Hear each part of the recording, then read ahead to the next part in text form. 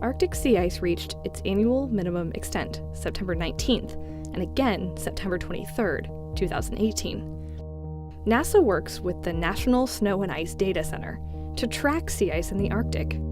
Each year, it grows to a maximum extent through the winter and shrinks to its minimum extent at the end of summer. This year's minimum sea ice extent reached 1.77 million square miles. It's tied with 2008 and 2010 as the sixth lowest Arctic sea ice minimum since consistent satellite records began. We need every single data point to string together a really nice time series, and that helps us understand the interannual variability and also the long-term trend.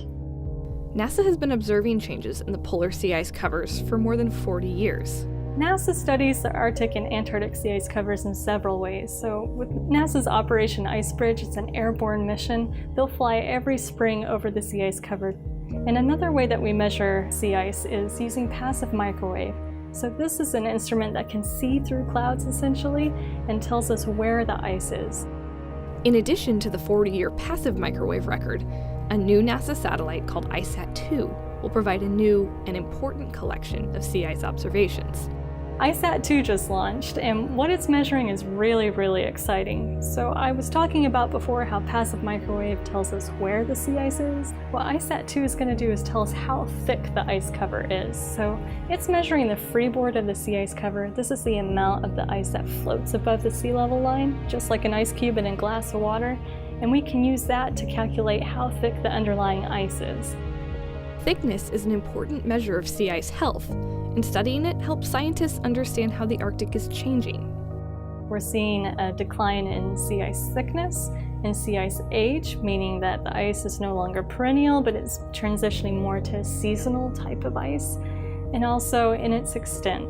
There are two types of ice in the Arctic. There's old ice and young ice. Perennial ice being the stuff that lasts multiple years, and then seasonal ice, the stuff that melts back every summer. And so there are some pretty big differences between those two ice types. Starting with the seasonal ice, this is ice that forms when the ocean freezes, so it actually has salt in it. It's very saline because it's forming from seawater. This stuff is usually thinner than the older ice, and because it has more salt, it's usually weaker in its structure, so it's easier to break up.